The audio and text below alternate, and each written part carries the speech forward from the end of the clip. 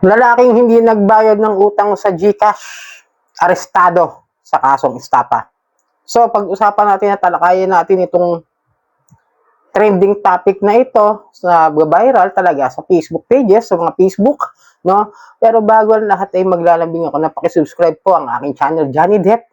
At kung nakatulong sa inyo ang aking mga videos sa mga Anis Ola reviews at mga reactions dito sa mga usapang pautangan, ay maaari po kayong mag-like, malaking tulong po yan sa aking channel. Malaking tulong din po ang pag-share at para updated po kayo sa mga Anis Ola reviews, pakihit lang po yung notification bell. Disclaimer, hindi po ako nang hihikayat na mangutang kayo dito sa mga online apps.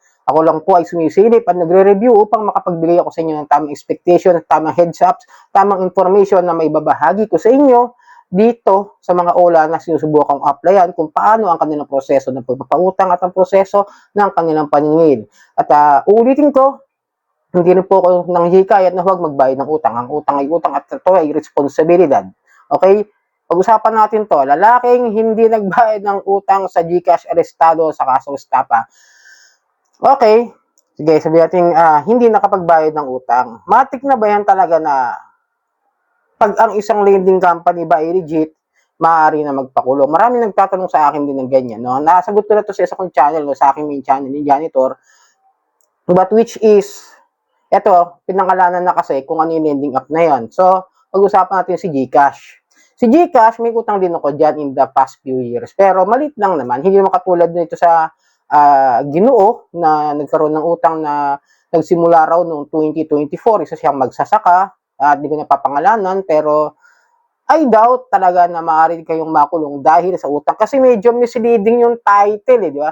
Lalaki na kulong dahil sa utang, dahil hindi pagbayad ng utang sa GCash dahil sa kasong estapa. Medyo pinagtabi niya yung civil case at saka yung criminal case. Medyo misleading information po talaga yan para sa akin, yung mga ganyang bagay. So, ayon naman sa batas, ito nga, tama naman yun ayon sa Artikulo 3, Section 20 ng Saligang Batas ng Pilipinas. Hindi makukulong ang isang tao dahil lamang sa hindi pagbabayad ng utang. Ito'y civil case, ulit ko. Ganyan pa man, maaari kang makulong kung utang ay may kasamang estapa o panloloko. No, kung ikaw hindi sumunod sa utos ng korte, contempt of court, kaugnay na pagbawi sa iyong ari-arian, maliwan ang ibang usapan yan, no? Kapag hindi ka pa rin pumayag or under lang ng usapin kapag nasa korte na yan. Ibang usapan po, yun, pag nasa korte na.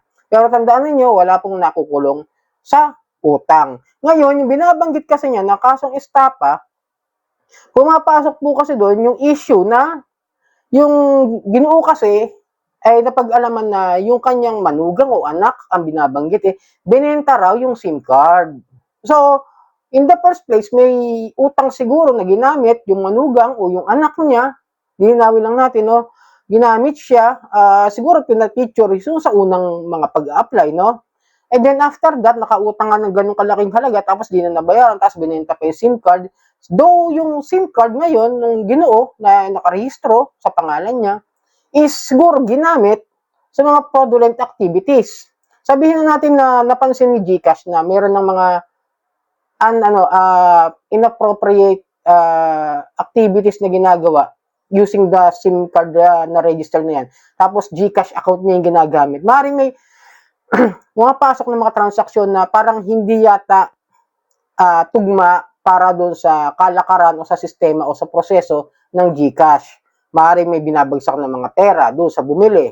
Tapos pangalan niya. Siyempre, sino ba ang kakasuhan ng isang lending company kung sakasakaling magkaroon sila ng mga investigasyon at mga tamang proseso na mapapatunayan nila sa kanilang sarili na mayroon ng nilalabag doon sa iyong SIM card. Mali kasi ron is binenta. Ngayon, yun talaga siguro yung naging dahilan para makasuhan siya ng estapa. Hindi naman yun sa kasong kulong Hindi naman sa kasong kulong sa pagkakautang. Ang labo kasi nung title, ano? Lilinawin ko lang mga kadyani. Wala po nakukulong ako. May mga utang ako sa mga leading companies dati. Mabot din ng almost 2 to 3 years. Di naman ako nakukulong. Ito, 2024 lang. 2026, 2 years pa lang, pero nakulong na.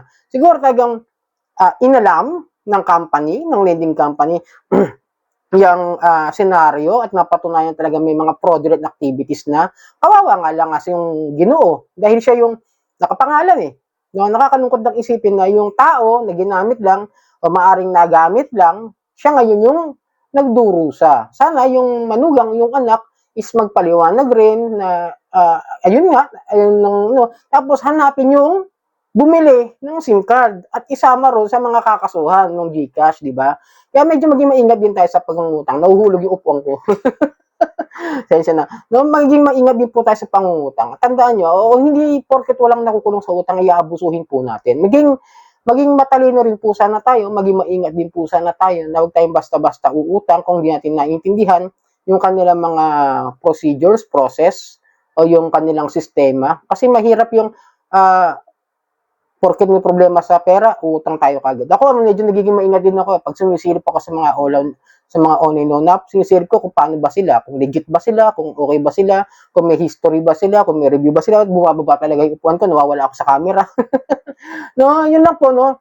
Tandaan nyo, walang nakukulong sa utang, ito ay kasong sibil lang po lamang, pero kung ito may halong panloloko at panlilang, papasok po ito sa criminal case na estafa. Magkaibang bagay po yung dalawa. So, sana nakatulong aking binanggit na reaction, nahuhulog talaga siya. Muli, maglalambing ako na paki-subscribe po ang aking channel, Johnny Depp, at maraming pong salamat sa uulitin.